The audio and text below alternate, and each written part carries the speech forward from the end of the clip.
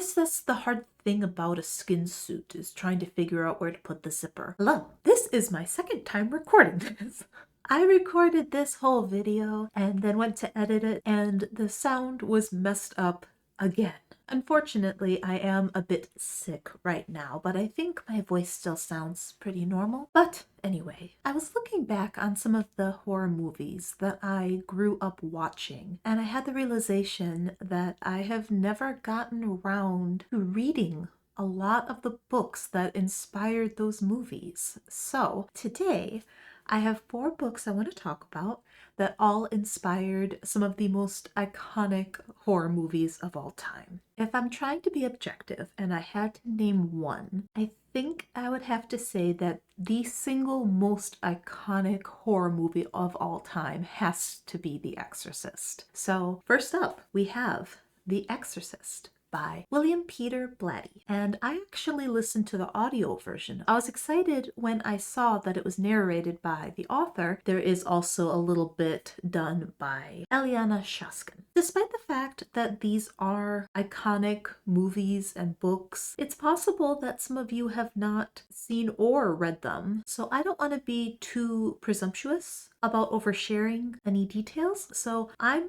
going to treat this as if you are not familiar with the stories, and I'm going to try to avoid giving spoilers and whatnot. Our plot of The Exorcist. We have the mother, Chris MacNeil, and her daughter, Regan. Chris is an actress who is at this point in her career where she's looking to start getting into directing. Now, Regan's father is alive, but he's just not currently in the picture. Regan comes across a Ouija board. Now, when Regan starts playing with this Ouija board, she starts referring to an imaginary friend named Mr. Howdy, and it is at this point where her behavior starts to become increasingly out of character, violent, and vulgar, straight up obscene, honestly. And it gets to the point where she truly becomes a danger to herself and to others. And so, of course, Chris is very concerned about her daughter, and she gives up her opportunity to take on a directing role in a movie so that she can be home with Regan. She is doing everything in her power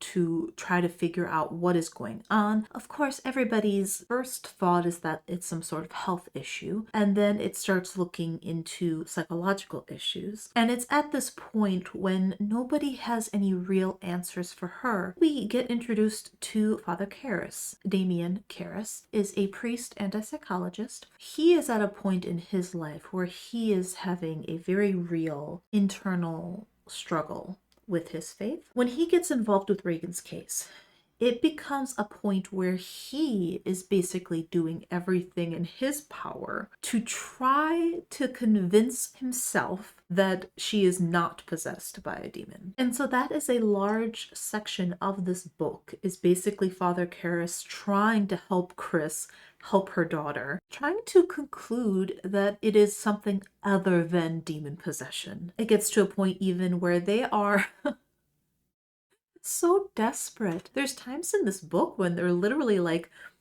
oh, maybe she just has ESP.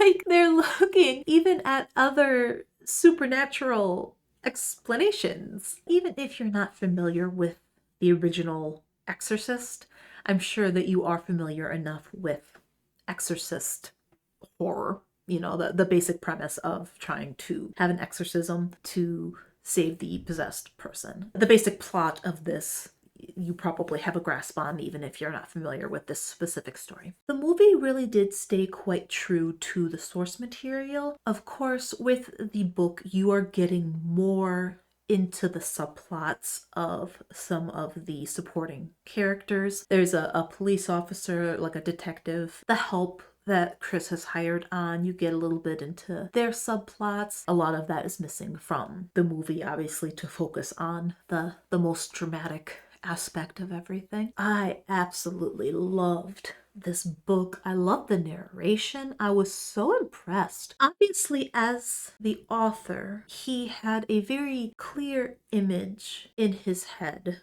of these characters, of the inflections of their voice, how frustrated the characters sounded during certain parts versus when they're more calm. All of these things. He has clearly a very specific image in his head, right? But at the same time, writing a story and being able to perform a story are pretty different skill sets. I was very impressed by his performance narrating this. I was a little bit confused by the fact that Eliana Shaskin, she covered some of Reagan's parts, but she doesn't do all of Reagan's parts. And I'm not sure why that is. Why sometimes he just did her parts and other times they brought in Eliana. I'm not sure why she just didn't do all of Reagan's parts. But yeah, specifically, I really did enjoy listening to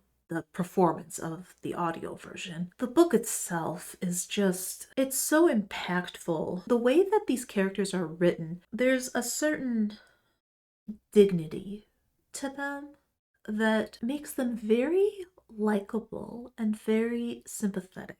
There are parts of this book that are extremely vulgar, that are quite very intense and very depraved, and it's like it has moments that are pretty heavy, honestly. I think it's very compelling. I think anytime you're getting into the subject of horror with religion, it can add a lot of weight to what's happening when you're dealing with big subjects like that. I think that was probably my favorite thing about this experience, about this book in particular, is just, it was such an effective build-up.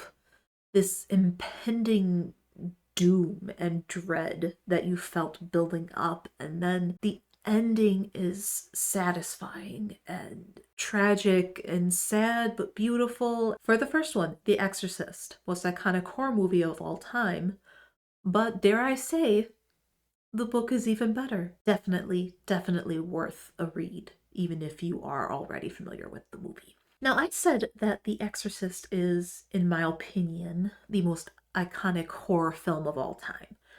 But if I'm not being objective, if we're just getting into my personal preference, my favorite horror movie is Rosemary's Baby. So, next up, we have Rosemary's Baby by Ira Levin. Now, it just so happens that I also listened to the audio version of this, and I know what you're thinking, but there was a sale, okay? So I took advantage of it.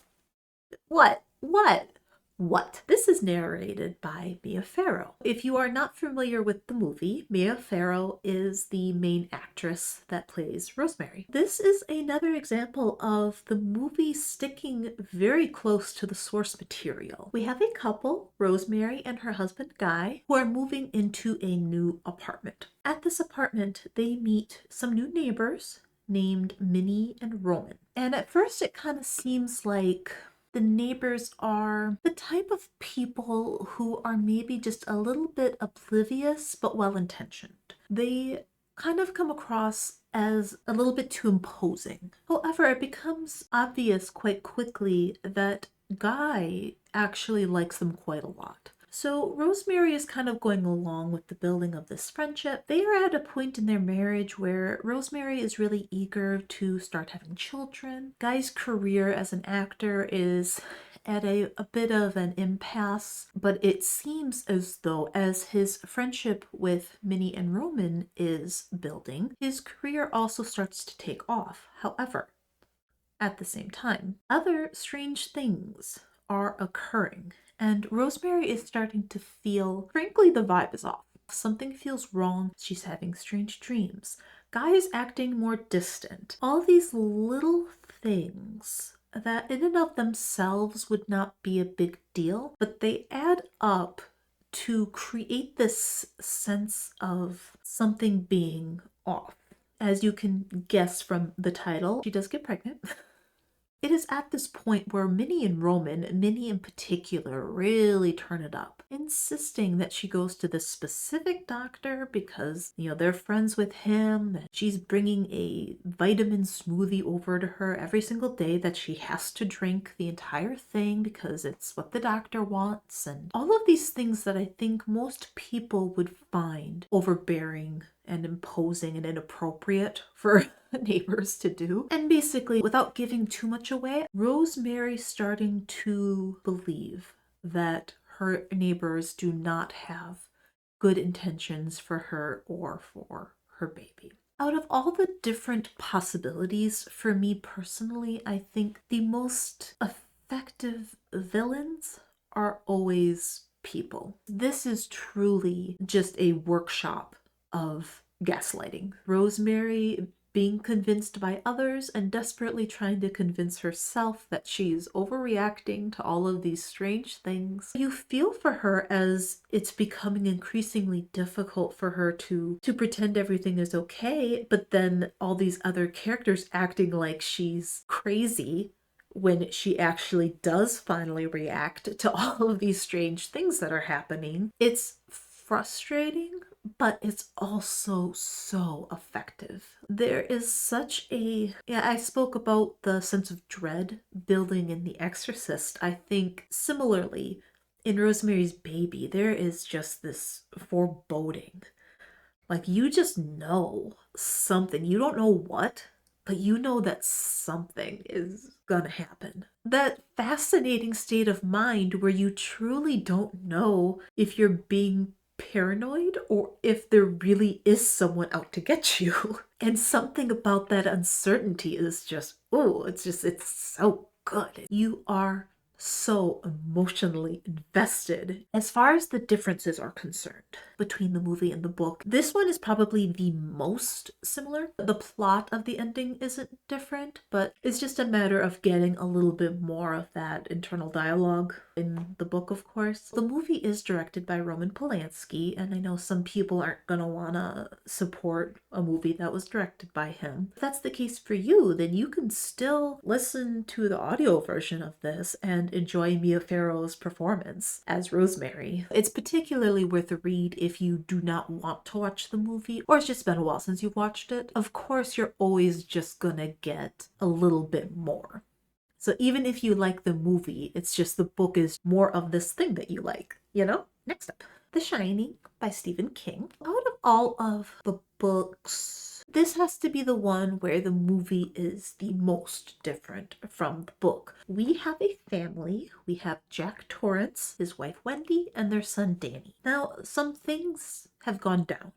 And Jack has lost his job, and he has a friend, Al, pulls some strings and basically gets him this job as a caretaker at the Overlook Hotel. He is only going to be there over the winter time. It's one of those situations where they're in Colorado and the winters are very harsh. They do not have guests at the hotel over the winter because they would just be snowed in. They do need a caretaker though, just to maintain the boiler, basically to make sure things don't go to shit while everybody else is away. So he's gonna go there with his family throughout the winter. Even without any other context, you figure you're looking at a situation where this family is going to be alone in a big hotel, isolated. This could be a recipe for some drama and some tenseness, some cabin fever, a little chaos. But there are other things. There are other things. Here's the thing about Jack. He has been sober for about 14 months at this point. But before that, there was an incident with Danny. One thing led to another, and Jack ended up accidentally, intentionally breaking Danny's arm. Jack doesn't seem to be 100% sure himself if he did it on purpose or not. But yes, so he broke his son's arm. His son is 5 or 6. And then there was also an incident at the school that Jack used to work at. He got into an altercation with a student and physically harmed the student and then got fired. He stopped drinking. So, as stated, he's been sober 14 months now. However, Jack is not the only one who has some things going on. His son Danny is a little freak. He's got a friend, similarly to the way that Reagan from The Exorcist has Mr. Howdy.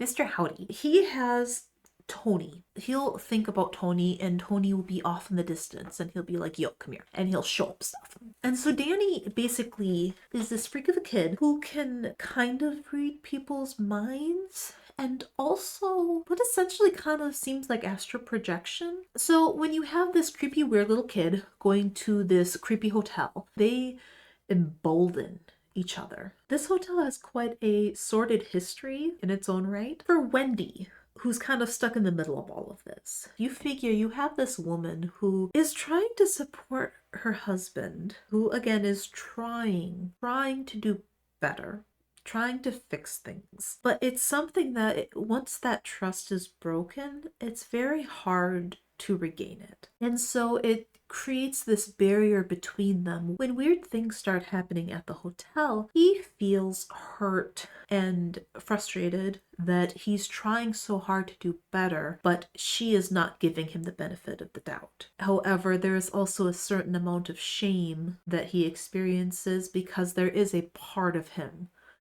that is aware that he doesn't deserve the benefit of the doubt because he broke his son's arm. And then her wanting her family to work out, wanting to forgive her husband because he's trying to do better, but also wanting to protect her son.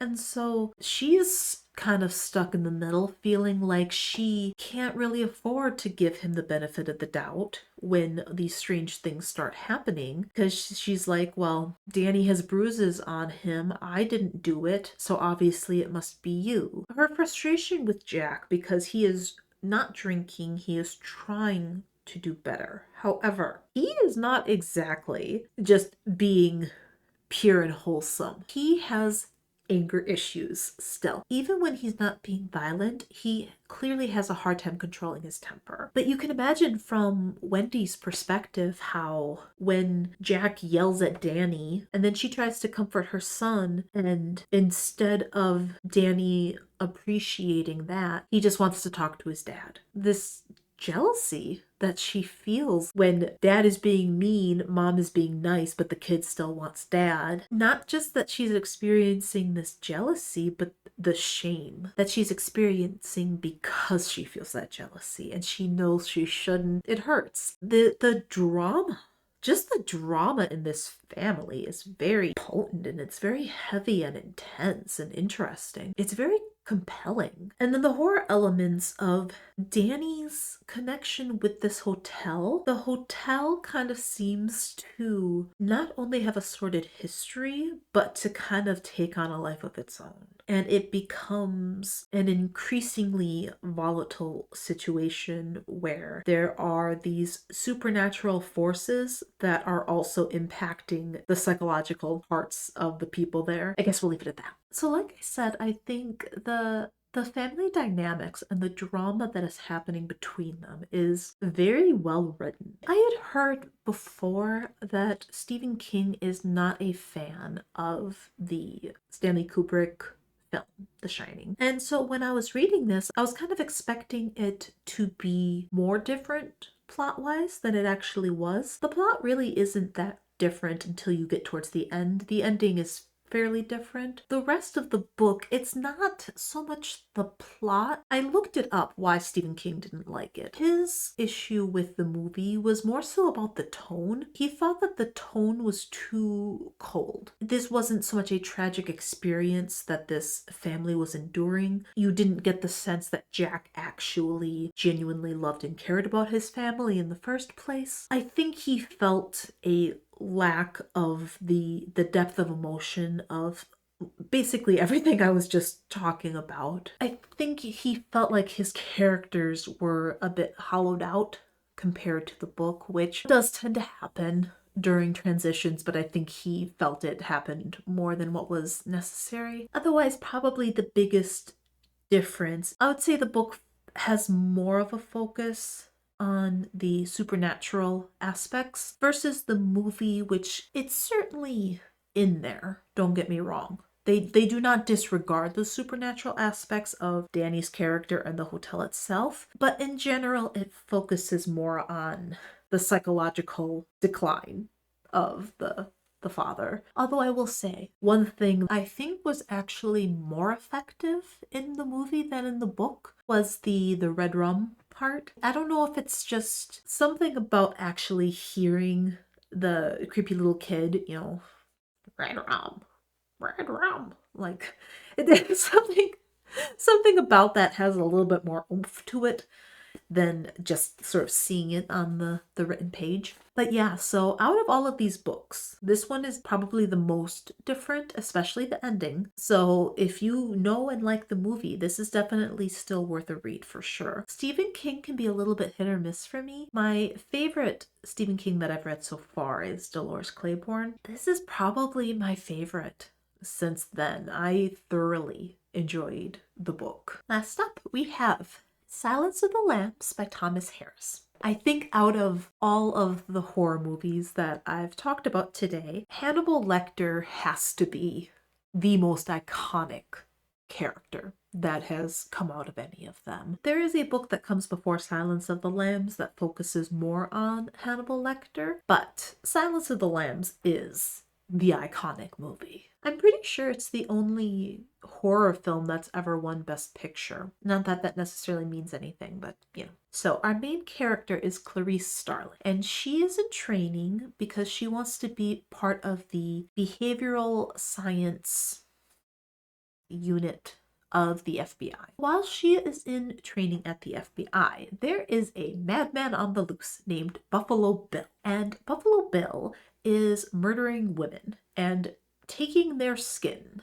and using it for purposes. So the FBI is on that, trying to track him down. Hannibal Lecter, Hannibal the Cannibal, was a man who previously was caught for getting some nibbles on some people in. Hannibal was a psychiatrist, but he got caught being a cannibal, and so he's in prison. His whole thing, because he's very smart and because he has kind of this insider knowledge of people who aren't quite right in the head, basically what ends up happening is Jack Crawford sends Clarice Starling to talk to Hannibal. He gives her little tidbits that will hopefully lead to the identification of Buffalo Bill. Hannibal is not one to just help them through the kindness of his heart. He is trying to give them little tidbits in exchange for less security, a room with a view, whatever. He's trying to get what he can out of them in exchange for as little kind of vague information. And so the story kind of bounces between her discussions with Hannibal, the way he is able to kind of get into her head, her as an FBI agent in training,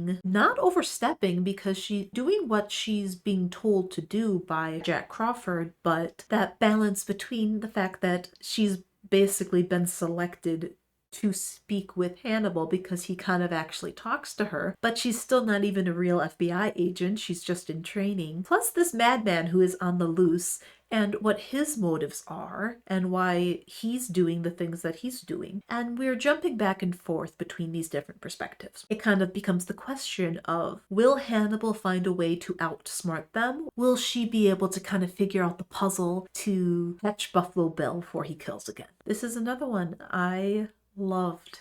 I loved this book. I enjoyed it thoroughly. This book is getting into some more sensitive subjects. I don't really want to spoil Buffalo Bill's motives to you. I don't want to presume that you've seen it. But I will say that there is a lot more nuance to his psychological state in the book than I think is really depicted in the movie. As you would expect, the book, you're getting more detail on the side characters, you're getting more information about other things that Jack Crawford has going on in his life specifically. As you're reading it, you're kind of getting the sense that his home life is part of the reason why Clarice is being given such a long leash, because he is distracted by other things he has going on. A lot of her story, her struggles, not just someone in training, but just as a woman trying to enter the FBI, there is a pretty consistent theme of men either not taking her seriously or just kind of hitting on her, sexualizing her, and her trying to play this game of not entertaining that sort of behavior, but also not rejecting them in a way that might cause them to react negatively, in this very delicate balance of this sort of game she has to play. Also, this clearly being a woman who also has a bit of an inferiority complex, more so class related, when she is involved in situations with higher class people than where her origins are. She is clearly defensive and on edge. I thought that that was a very interesting combination because it kind of gives you the sense of her always having her back against the wall and always feeling the need to prove herself. So it's like this relationship with her and Hannibal Lecter. They're both trying to use the other one and they both know it. And so it's this fascinating game that they're playing with each other. And it's really fun to read. As far as the between the book and the movie, it's going to be hard to beat. Anthony Hopkins as Hannibal Lecter is just it truly is one of those things where all the pieces come together and magic happens. But the book, again, very much worth a read. Getting that little bit extra about the characters, and especially because I know that this isn't a standalone, obviously. There's Red Dragon, where you get more of the Hannibal Lecter story. And there's another one after this. What's the other one? I've seen the movies, but I definitely want to read the other books now. And I actually really appreciated the vision the author had specifically for these characters that are so well defined, and they're not vague or wishy-washy, immaculately fleshed out. All of these books I had so much fun reading, and looking back on all these movies that when I was a kid were the definition of horror. And I don't know, I can't believe that it's taken me this long to read these books. I might do a part 2 to this in the future at some point, because there's a few other pretty iconic horror movies that are based on books that I have not read the books. If you're still here, thank you so much for watching. I really do appreciate it. And maybe I'll see you the next time around. So I recorded this once already, and I had a bit of a rant where I talked about that this copy of the book came out after the movie, but they didn't change the cover. This book did come out after the movie did, but as you can see here, if you look at the cover, it did not change the cover to Jack Nicholson's face.